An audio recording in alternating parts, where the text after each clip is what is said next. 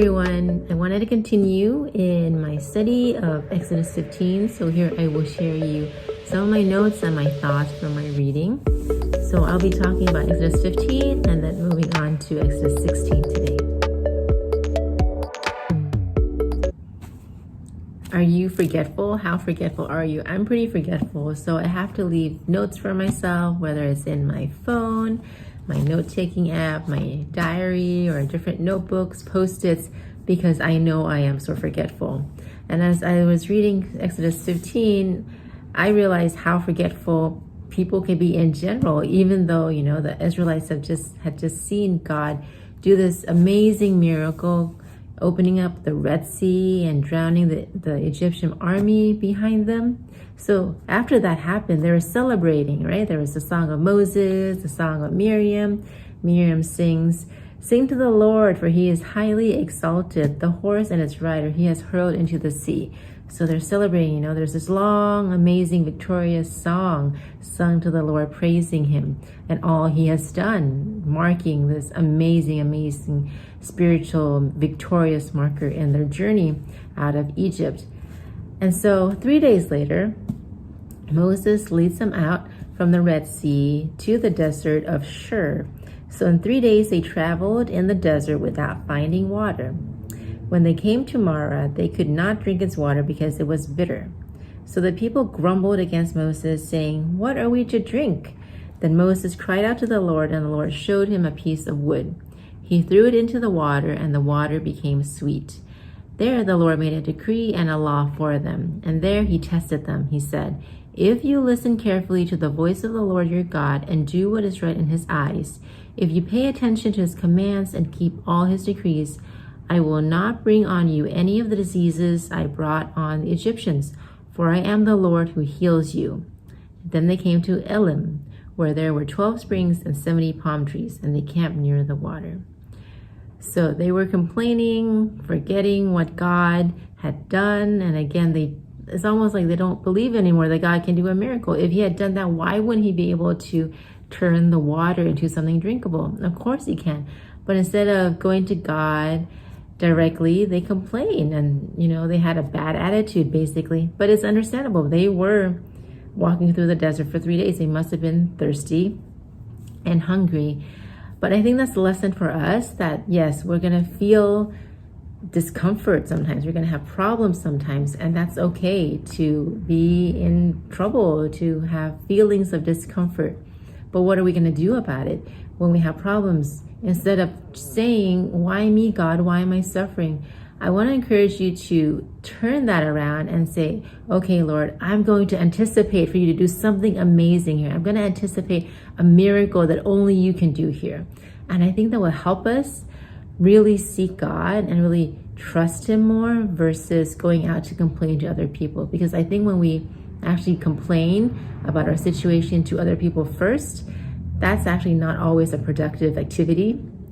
Yes, of course, there are people in your life that you trust, that you want to be able to share these problems with.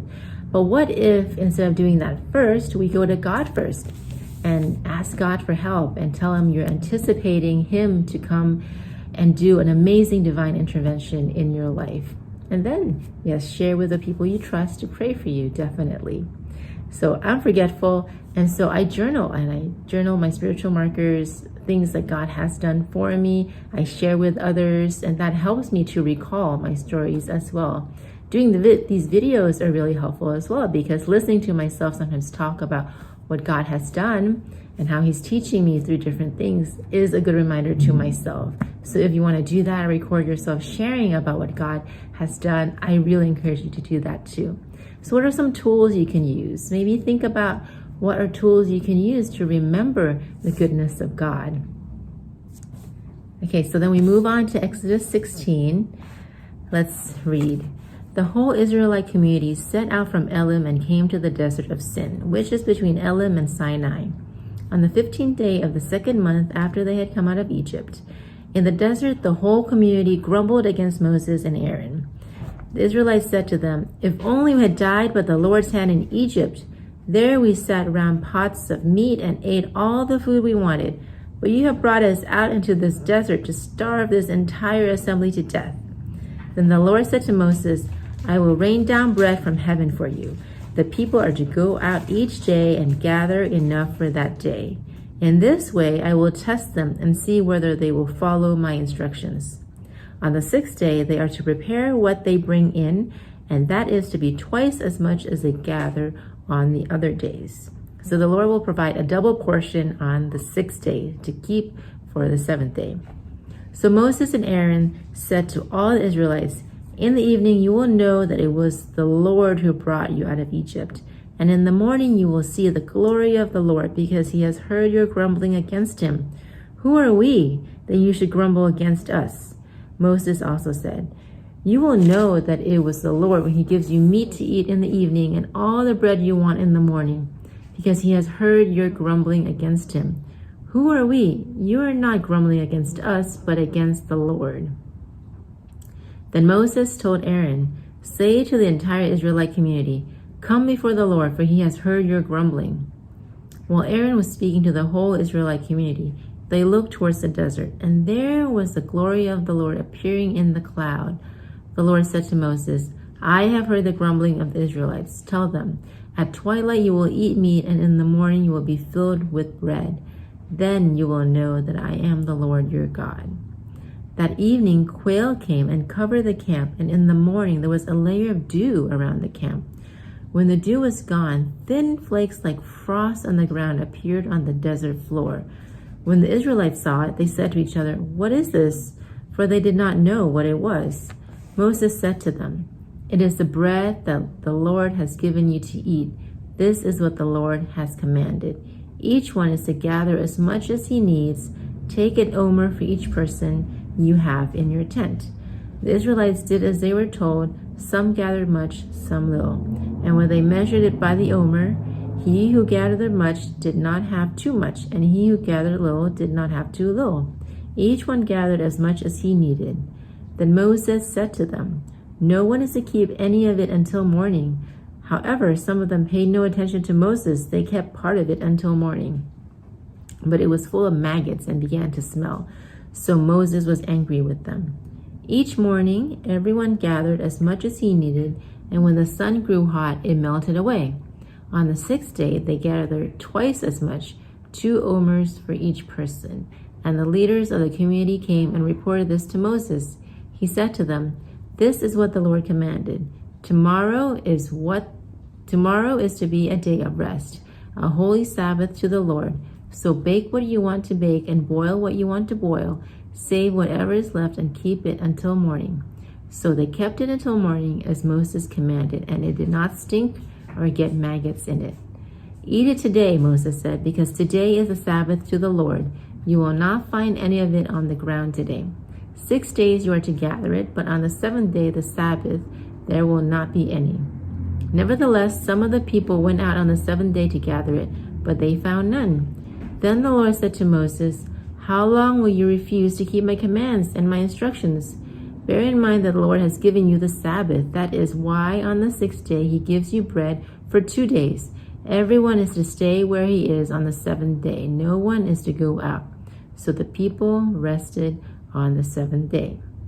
The people of Israel called the bread manna. It was white like coriander seed and tasted like wafers made with honey. Moses said, this is what the Lord has commanded. Take an omer of manna and keep it for the generations to come, so they can see the bread I gave you to eat in the desert when I brought you out of Egypt. So Moses said to Aaron, take a jar and put an omer of manna in it, and then place it before the Lord to be kept for the generations to come. As the Lord commanded Moses, Aaron put the manna in front of the testimony that it might be kept. The Israelites ate manna for 40 years. Until they came to a land that was settled. They ate manna until they reached the border of Canaan. So the Lord again provided bread and meat. The Israelites were complaining that they were missing the bread and the meat in Egypt, that they would have rather the Lord kill them than bring them out to the wilderness. But his ways are higher than our ways, and the people, they were hungry. There was physical hunger. There was physical pain. And so God is so gracious that he would provide bread in the form of manna and meat in the form of quail for his people. Now here I wanted to touch on the parallel between the physical Sabbath, of how God had illustrated in this story of the physical Sabbath on the seventh day, where he provided a double portion of the bread on the sixth day, so that on the seventh day they wouldn't have to go out and go find more manna to mill and make bread. And so this parallels to the Sabbath that Jesus was talking about in Mark 2, where the Sabbath, sometimes we think that it's something that God commands, so we have to do it, otherwise we're being bad Christians because we're not making ourselves take a Sabbath. But it's not about the religiousness of it, where the Pharisees in the Gospels that we see in Jesus' day, they were condemning Jesus because Jesus went out to do work on the Sabbath. So they condemned him for that. They were keeping the Sabbath because they were being religious about it, right? But when we have Jesus, we no longer have to keep a Sabbath because of the religiousness, but we keep a Sabbath. We have our Sabbath with us because of the relationship that we have with Jesus, because Jesus is our Sabbath, right? We don't have to strive and yearn to work. And when we recognize that the Sabbath was made for us, right? And Jesus is Lord of the Sabbath, we have this rest that God is giving to us. He's saying, here is my rest. Enter into my rest. Jesus invites you to enter into his rest, to enter into him, to receive his spiritual Sabbath. And I remember that when I was a Buddhist, there was no such thing as spiritual Sabbath. I mean, yes, you take physical rest. I encourage you to do meditation, remove yourselves from the world. But that was almost more of a physical Sabbath, right? You're physically removing yourself. But at the end of the day, you still have to strive to be better. You have to strive to earn peace, inner peace. There was a lot of work to do to get inner peace, which now that I think about it, it's kind of ironic. If you're trying to work to maintain peace, it's still a work of maintaining peace, right? Versus with Jesus, when we have a relationship with Jesus, you're not working to maintain peace. Jesus had worked to give us the peace. He's already done what was needed to do on the cross to give us true, perfect peace, right? Totally perfect peace for us just to enter in. And our role is to just receive the Sabbath, that spiritual Sabbath that he has for us. So it's not about religion, it's about the relationship. So I want to encourage you to really take this Sabbath seriously, right? Whether you do take it a day, one day of the week, that's great too. If you're able to discipline yourself to do a full day without doing work and fully trusting with an intention that, Lord, I am trusting my work to you. I am leaving my work. I'm not going for me. I try not to open my computer on a Sunday and just trust that it will be okay because I really want to trust God for my work. So that's something I intentionally try to do on a Sunday. But even more than that, even during a regular day, there are certain things that you need to step back and say, God, I know that I can trust you with this. I need Sabbath right now for this particular thing. I'm just going to leave it. I know you will provide for this particular thing I'm lacking, and there's no more I can do, no more striving I can do to achieve that. I just need to leave it to you, and I'm just going to trust in you to provide for that. So there are practical ways you can also enter into physical Sabbath. But the main key I really want to share here is that spiritual Sabbath of entering into the rest, the spiritual rest that Jesus has for us, that we can have this peace without having to work or striving for that peace. Thank you for watching. If you like this video, do click a like and subscribe to be notified for when